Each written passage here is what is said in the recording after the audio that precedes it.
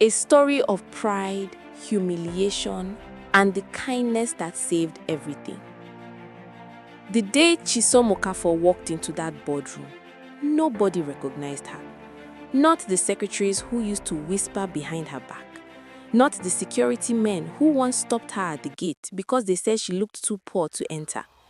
And certainly not Adaize Enaji, the girl who had spent 2 full years making Chisom's life feel like punishment. But Chisom recognized every single one of them. She straightened her blazer, placed her briefcase on the long glass table, and looked around the room slowly. Her eyes were calm, her face was quiet, and when Adaize finally looked up and saw who was standing there, the woman who had come to save everything her father had built, the glass of water in her hand slipped. It shattered on the marble floor. And in that silence, the only sound was Adaize's breathing, sharp, broken, and full of shame. But we are getting ahead of ourselves. Let me take you back to where this story really begins. Because before that boardroom moment, before the saving and the shame and the tears, there was a girl in an old uniform scrubbing floors and a world that refused to see her. Chisom was 24 years old when she first walked through the glass doors of Enaji Holdings. She had come for a cleaning job, not because she had no dreams, not because she did not have certificates folded neatly in a file back home in her small rented room in Enugu. She came because life had handed her a bill she had not budgeted for, and the only way to pay it was to swallow her pride and take what was available. The woman at the HR desk had looked at her from head to toe. She looked at Chisom's shoes. The left one had a small crack near the toe. She looked at Chisom's bag, faded black with one broken zip. She handed her a form without smiling and said, "Cleaning staff report at 6 in the morning. Do not be late." Chisom said, "Thank you, ma." She meant it. That first morning, she arrived at 5:45. She tied her overall, picked up her mop, and began her work. She hummed quietly as she cleaned, not because she was happy, but because her mother had always told her, "Chisom, when life makes you bow down to scrub the floor, hum a song. It keeps your spirit standing, even when your body is kneeling." Her mother. We will talk about her mother soon, because the mother is the reason for everything in this story. For the first few weeks, Chisom was invisible, and that was fine with her. She cleaned the offices, emptied the bins, wiped the mirrors in the bathrooms, and mopped the lobbies until they shone like still water. The other cleaners liked her. They said she was quiet and serious and never caused trouble. And then, Adaize noticed her. Adaize Enaji was the only daughter of Chief Emmanuel Enaji, the founder and owner of Enaji Holdings.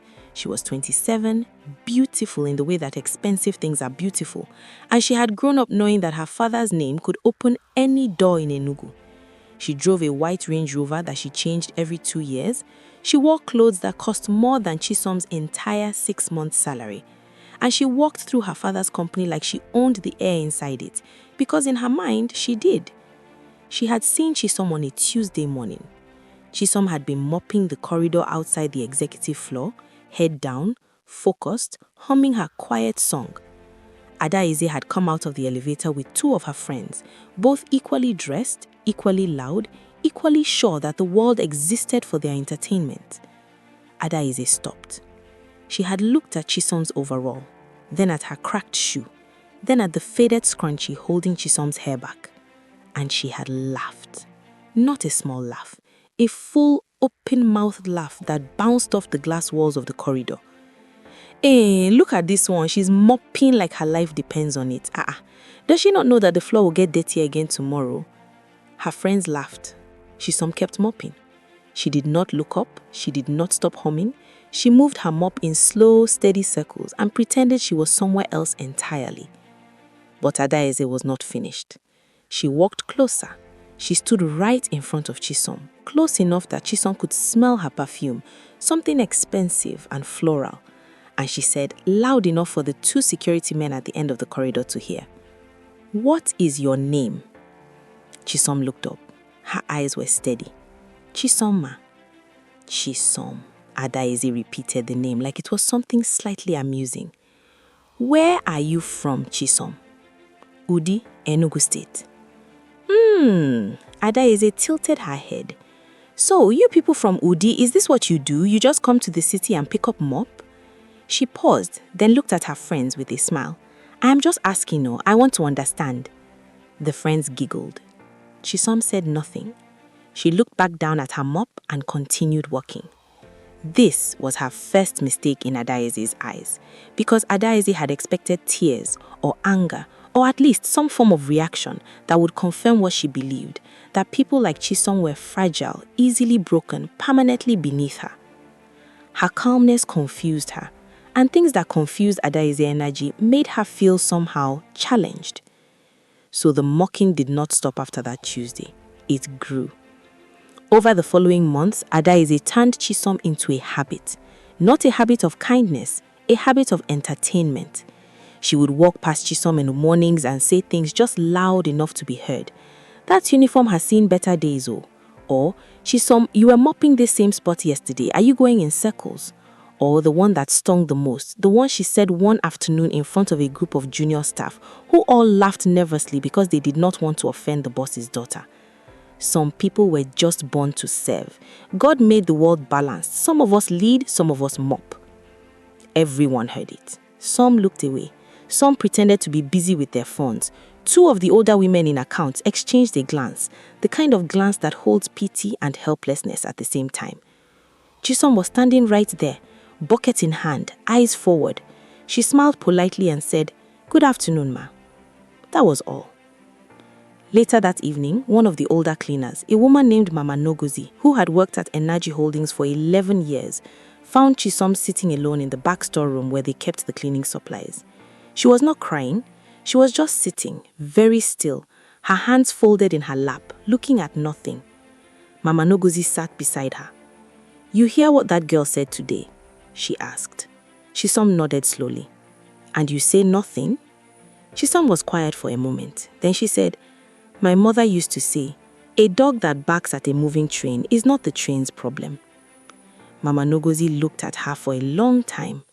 Then she said softly, "Your mother was a wise woman." Yes, Chisom said. She was. And there it was. That small pause, that slight catch in her voice when she said was, that told Mama Ngozi everything she needed to know. Chisom's mother was gone. And whatever had brought this quiet, educated, clearly intelligent young woman to this cleaning job in this company, it had something to do with that loss. Mama Ngozi did not ask.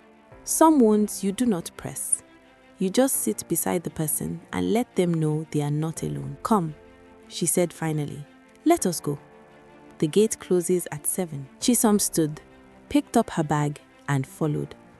And as she walked, she looked up, briefly, at the executive floor windows above them, lit up warm against the Enugu evening sky. She looked at them the way someone looks at a place they already know from the inside. But nobody saw that look.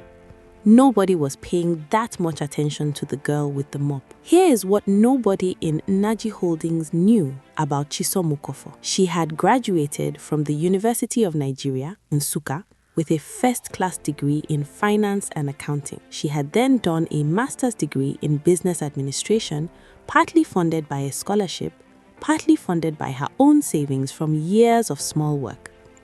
She had interned at 2 financial firms in Lagos. She had passed her professional accounting exams on the first attempt. She had been, at one point, on track to become one of the youngest certified financial analysts in her state.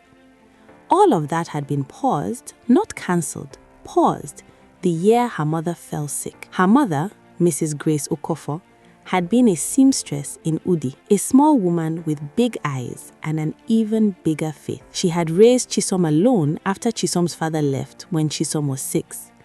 She had sewn school uniforms and church dresses and burial outfits and bridal lace for 20 years to make sure her daughter never missed a school fee. She had gone without new clothes for herself so that Chisom could have new textbooks. And when the cancer came, quietly, the way terrible things often do, Grace Okofo had refused to tell her daughter until it was already stage 3. By the time Chisom found out, the bills were impossible. She had come back from Lagos. She had used every savings she had. She had sold things. She had borrowed money she was still repaying. And for 2 years, she had sat by her mother's bed, held her hand, prayed prayers that sometimes felt like they were disappearing into the ceiling, and watched the strongest person she had ever known slowly grow thin. Grace Okofa died on a Thursday morning in March. In her final weeks, when she could still speak clearly, she had said something to Chisom. Something Chisom carried like a stone in her chest. She had said, "There is a man in Enugu. His name is Chief Emmanuel Naji. When you were 3 years old and I had nothing, no money, no food, nothing, he gave me money to start my sewing business. He did not know me. He just saw me crying outside a shop and he helped me. I never paid him back because I never saw him again. But because of that money, I built everything. I fed you, I sent you to school. Everything good in our life started from that one act of kindness from a stranger." Chisom held her mother's hand tighter. "Find him," her mother said. "Not to pay him back with money. Just find a way to do good around him. Let your presence near him be my thank you. Promise me." Chisom had promised. And that was why she had taken the cleaning job. Not because she could not find something better, but because this was the only way she could get inside the company of a man who did not know her, without disruption, without obligation, without making the whole thing complicated. She wanted to fulfill her mother's wish quietly, the way her mother had lived, not with noise, but with steady, faithful action. What she had not planned was what she found once she was inside. Chisom noticed things. It was her training, years of studying finance, years of reading numbers the way other people read faces. She could not help it. Even with a mop in her hand, her mind was always working. And what her mind told her very early on was that something was wrong with Naji Holding. She started seeing the signs in small ways. A supplier invoice posted on a notice board that had numbers that did not add up. An overheard conversation between 2 managers about a payment that had gone missing. A financial report left carelessly on a desk. She had only glanced at it while cleaning, but what she saw in those few seconds made something cold move through her chest. The company was bleeding. Not dramatically, not in a way that anyone who was not looking carefully would see, but slowly, from the inside, like a house whose foundation is cracking while the paint on the walls still looks fresh. She did not know the full picture yet, but she understood enough to know it was serious. Over the following weeks, she began to pay very close attention. Not in a way that was obvious. She was just a cleaner. She came, she cleaned, she left. But her ears were always open and her memory was sharp. She learned that the company's chief financial officer, a man named Mr. Okeke, who drove an Infiniti Jeep and wore Italian suits, had been quietly siphoning funds for over a year. She learned that 2 major contracts had been signed under terms that strongly favored the other party, in ways that suggested someone on the inside had been paid to make it happen. She learned that Chief Emmanuel Naji's most trusted deputy, a man named Barrister Chukwemeke, had been positioning himself to take over key assets if the company ever went into receivership. The old man did not know any of this. Chief Emmanuel Naji was 71, sharp-minded but increasingly unwell, and he trusted the people around him like a man trusts the walls of his own house, completely, without question. Chisom sat with all of this knowledge and felt the weight of it. She could walk away. She had fulfilled part of her promise just by being here, by being close. She had no obligation to save this company. These were not her people. And the man's daughter had spent the past year and a half humiliating her in corridors and making her feel like she didn't deserve to breathe the same office air as the rest of them. But then she would think of her mother, that small woman with the big eyes, sewing in a yellow kitchen by lamplight, and she would think of what her mother would do. So, quietly, in her small rented room, late at night, after long days of cleaning, Chisom began to work. She used her own laptop, she used the publicly available financial filings of the company, she used what she had overheard and observed, cross-referenced with industry data, to build a detailed picture of exactly how the company was being drained and by whom. She wrote it up cleanly, professionally the way she had been trained, and then she sat and looked at what she had written and thought about what to do with it. She could not simply walk up to Chief Emmanuel and say, "Sir, I am your cleaner, and I have discovered financial fraud in your company." That would end one of 2 ways. She would either be dismissed immediately or she would be believed but draw dangerous attention to herself from the very people who were stealing. She needed a safer path. She found it through a woman named Mrs. Uche, the chief's elderly secretary, who had been with the company for over 20 years and who had the rare quality of being both loyal and quiet. Chisom built a small, genuine friendship with Mrs. Uche over months of morning conversations. The older woman brought puff-puff sometimes for the cleaning staff. She was kind in the way that people who have struggled themselves are often kind, without fanfare, without needing to be noticed. One evening, Chisom asked if she could speak with her privately, and that was when everything began to shift. She gave Mrs. Uche the documents. Not everything at once, just enough. Enough for Mrs. Uche to understand the shape of the problem. Enough for her eyes to go wide and her voice to drop to a whisper. "How did you get this?" Mrs. Uche asked. "I noticed things," Chisom said simply. "I have a finance background. I can explain it to you if you need me to." Mrs. Uche looked at her for a very long time. Then she said, "You are not just a cleaner, are you?" Chisom said, "I am whatever I need to be right now." Mrs. Uche took the documents to Chief Emmanuel that same week. The chief did not confront anyone immediately. He was wise enough to know that a man who is being robbed from inside his own house must first make sure the doors are locked before he turns on the lights. So he engaged a private auditing firm, quietly, without telling his board. And within 3 weeks, the audit confirmed everything Chisom had outlined. Mr. Okeke's fraud, the manipulated contracts, Barrister Chukwuemeke's quiet scheming. He got them removed. He did it privately, without public scandal, because public scandal would have destroyed the company's reputation before he could stabilize it. But he did it. He cut out the rot with steady hands, the way an old farmer cuts diseased branches before they spread. And through all of this, the source of the information, the quiet, wide-eyed girl with the mop, was never named. Chief Emmanuel had asked Mrs. Uche, "Who gave you these documents? Who put this together?" And Mrs. Uche had said, "Someone who wanted to help. Let me protect them for now. When the time is right, you will know." The chief had accepted that for the moment. But the moment was coming. Because God or fate or life, whichever word you prefer, was not done with this story yet. It happened in October. Chief Emmanuel Naji collapsed in his office on a Wednesday afternoon. His personal assistant found him on the floor beside his desk, unconscious, his breathing shallow and ragged. He was rushed to St. Teresa's Hospital. The doctors used words like cardiac event and critical condition, and we need to run more tests. Adaize arrived at the hospital within an hour. Her white Range Rover parked crooked by the entrance because her hands had been shaking too much to park properly. She sat outside the ICU with her designer bag in her lap and her face bare for the first time in years. No performance, no audience, just a frightened daughter. She called her fiancé, Emeka. He was a banker from a wealthy Lagos family. They had been together for 3 years. They were supposed to be getting married in February. He picked up on the second ring. "Emeka," she said, "my father is in the ICU. I need you." There was a pause. Then he said, "Adaize, your father has money. He has resources. He will be fine. I will call you later." He hung up. She stared at her phone for a long moment. Then she called her best friend, Temi, a girl she had known since secondary school, who wore the same type of expensive clothes and went on the same vacations and laughed at the same jokes about other people. Temi's response was, "Oh no, so terrible. Listen, let me know how it goes. I am in the middle of something." She called 3 more people. All of them were busy. All of them were sorry. All of them were somewhere else. She sat alone in that hospital corridor for 2 hours. And slowly, quietly, like water rising, the realization came. Not just about her friends, about everything.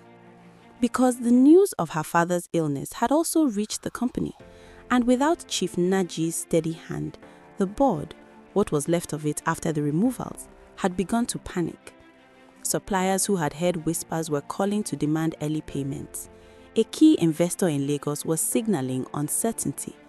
The bank that held the company's operating line of credit had requested an emergency meeting. The company that Adaize had walked through like a palace, insulting cleaners and laughing in corridors, was trembling, and she had nobody.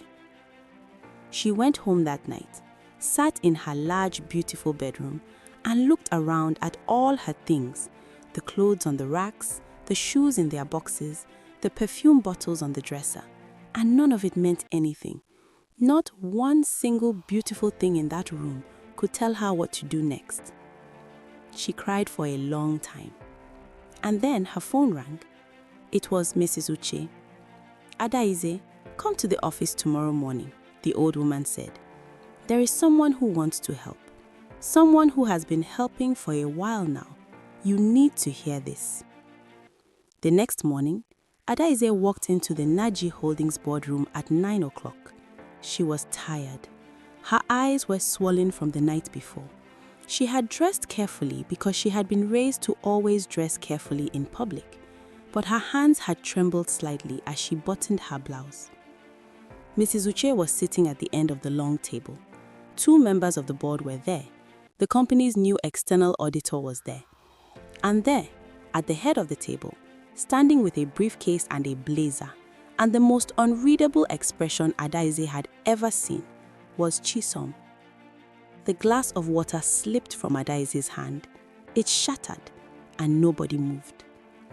Adaize stared. She stared at the face she had mocked in corridors, the face she had talked down to in front of junior staff, the face that had always looked back at her with the same unbothered quiet, the same infuriating calm, the same eyes that somehow never looked away or looked down. What is she doing here? Adaize's voice was barely above a whisper. It was not even cruelty anymore. It was pure shock. Mrs. Uche said gently, "Sit down, Adaize, and listen." Chisom sat down. She opened her briefcase. She laid papers on the table, neatly, one by one, and she spoke.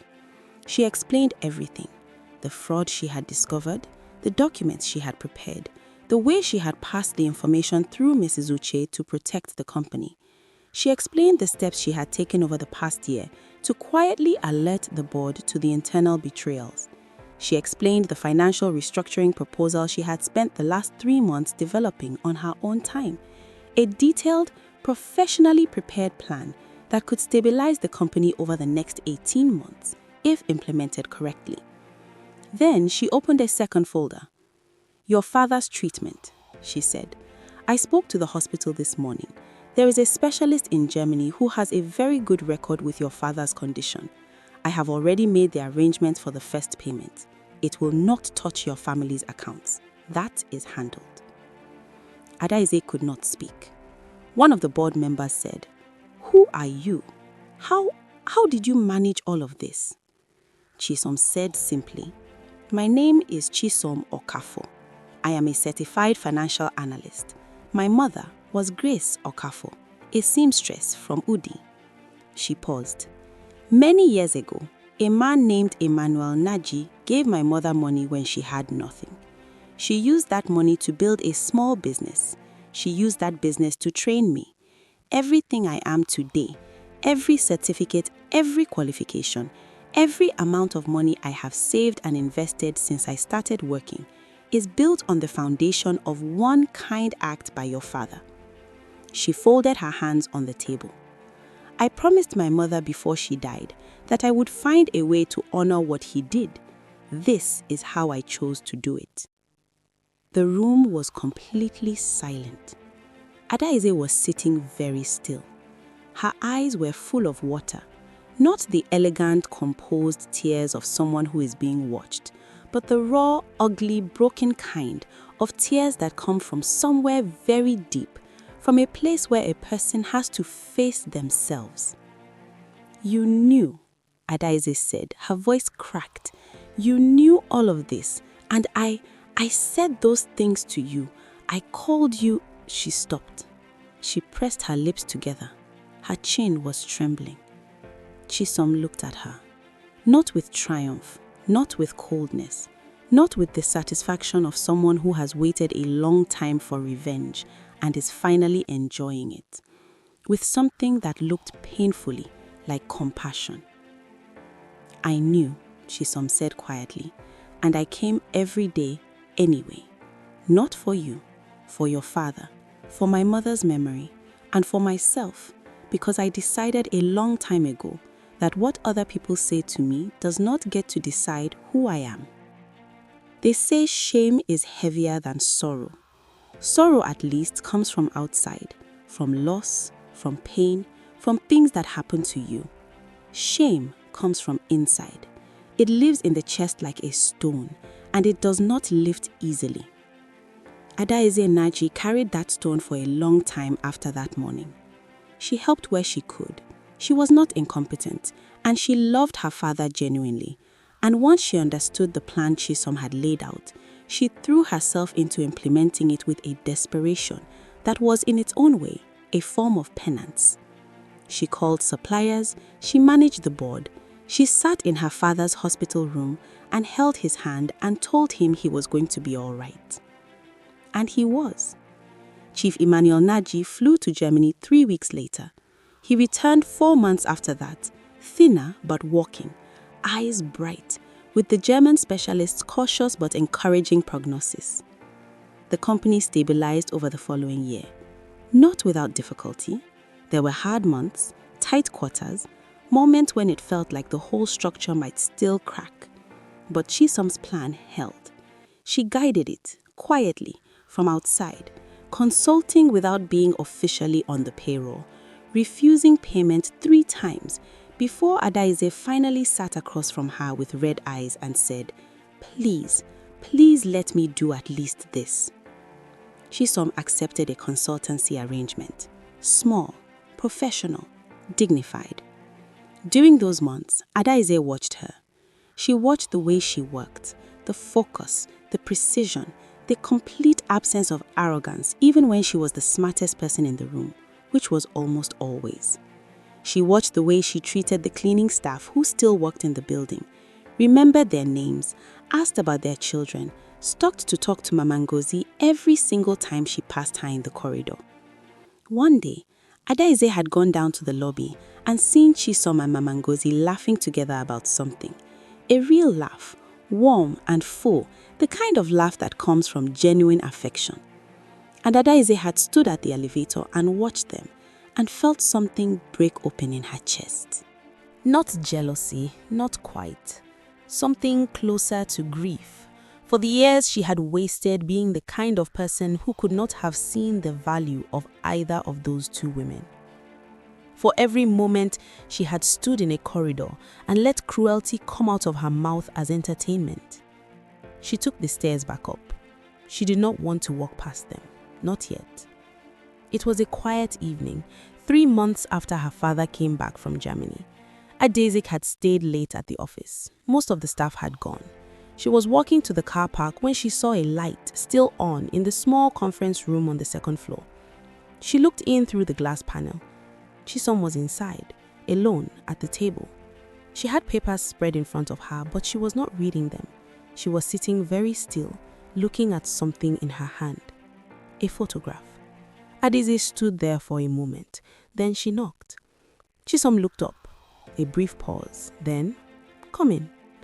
Adaeze came in. She sat down across from Chisom without asking, without performing, without any of the armor she usually wore. "Is that your mother?" she asked. Chisom looked at the photograph again. A small woman in a yellow blouse, standing outside a building, laughing at something off camera. "Yes," she said. Adaeze looked at the photograph for a long moment. Then she said, "She has a good face, a kind face." She was the kindest person I have ever known, Chisom said. She never had money, but she never once treated anyone as if they were less than her, not once in her life. The silence that followed was not uncomfortable. It was the kind of silence that has weight, that holds all the words neither person can quite say yet. Adaeze said, "I am sorry." 2 words, very quiet. Chisom looked at her. "I know it is not enough," Adaeze said. "I know 2 words do not undo 2 years of making you feel like nothing. I know that." She was not crying. She was beyond crying, into something steadier and more painful, a clear-eyed facing of facts. "I was cruel to you, deliberately, repeatedly cruel. And the whole time, you were..." She gestured vaguely at the papers on the table, at everything they represented. "You are this. You are all of this." She's almost quiet for a moment. Then she said, I want you to understand something. I did not do any of this to prove anything to you. I did not do it to show you that I was better or smarter or worth more than you thought. I did it for my mother. I did it for your father. I did it because that is who I am." She paused. "But I need you to understand something else. Even if I had not been educated, even if I had not had qualifications or savings or a plan, even if I had been exactly what you thought I was, just a girl from Udi with a mop and a cracked shoe, I would still have deserved to be treated like a human being." Adeze said nothing, but something moved across her face, deep, real, the kind of movement that happens when a truth lands exactly where it needs to land. "Your cruelty was not about my circumstances. It was about yours, about what was empty inside you that needed someone else to be small so that you could feel big." The silence after that was very long. Chief Emmanuel Naji did not learn the full story until he was back in Enugu and strong enough to sit in his office for a full day. Mrs. Uche told him everything. Chisom's qualifications, her mother's name, the seamstress from Udi, the money he had given without thinking decades ago outside a shop in the rain to a small woman who was crying. He had sat very quietly after Mrs. Uche finished. His old eyes were wet. "I do not even remember that day," he said. I saw someone in trouble and I helped. I did not think about it again." She thought about it every day of her life, Mrs. Uche said. He had asked to see Chisom. When she came in, he stood up. He was 71 years old, recovering from his serious cardiac event, and he stood up from his desk and walked to her and took both of his hands in both of his. He said in Igbo, "Mwami, my child." He did not say anything else for a moment. He did not need to. Chisom held his hands and felt for the first time since her mother died the particular warmth of being recognized, of being seen, of being valued not for what she had done or what she knew, but for who she was and for the love she had carried across years of grief to deliver to a stranger in a glass building.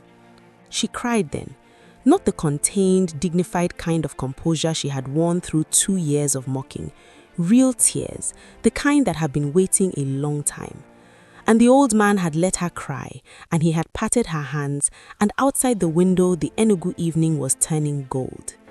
Adeze had watched from the doorway. She had not come in. It was not her moment, but she had watched, and she had understood, perhaps for the first time in her life, what it looked like when wealth was not money, when a person could walk into a room with nothing but character and fill it with more warmth than any Range Rover or designer bag or social circle of beautiful, empty friends had ever brought into her life. She had quietly walked away from the doorway. She had a lot of growing up to do, and for the first time in a long time, she was ready to begin. There is an Igbo saying that goes, "Oye wetara oji, wetara ndu." He who brings kola brings life. It means the person who comes to you with something genuine, something from the heart, is bringing you life itself. Nobody had brought her Daisy and Ugunaji kola. They had brought her expensive gifts and social validation and a life that glittered on the surface. But none of it was real. None of it held when the lights went out. And the one person who actually brought life, who walked in with a mop and a cracked shoe and a mother's promise in her chest, was the one she had tried to make feel worthless. This is the thing about life that we forget when things are going well. We forget that the people who have nothing to lose by being kind are often the most powerful people in the room. We forget that dignity is not given by wealth, it is carried from the inside.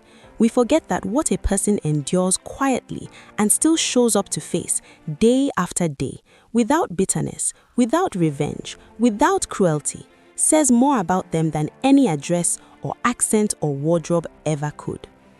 Chisom Okafor lost her mother. She came alone to a city that did not know her name. She scrubbed floors and said good morning with a smile to a girl who called her nothing. And she rebuilt a company from the ground up in secret, out of love, because a woman in a yellow blouse had once taught her that kindness is not weakness, it is the strongest thing in the world. If you are watching this and you have ever looked down on someone because of what they were wearing, or where they came from, or what they were doing to survive, hear this. You do not know their story. You do not know what they are carrying, you do not know who they are, and you certainly do not know what they are capable of. Never mock the person scrubbing the floor. Never mock the woman selling in the market. Never mock the young man driving the motorcycle or the girl who cannot afford new shoes. Because character is not stored in a bank account. And kindness, real kindness, the kind that survives poverty and grief and humiliation and still keeps going, that is rarer than any amount of money you will ever hold in your hands. Treat people well, not because they might save you one day, but because they are human, and so are you. This story is for every Chisom who ever kept mopping when they wanted to scream. We see you, we know who you are, and one day, in the way that true things always eventually come to the light, so will everyone else.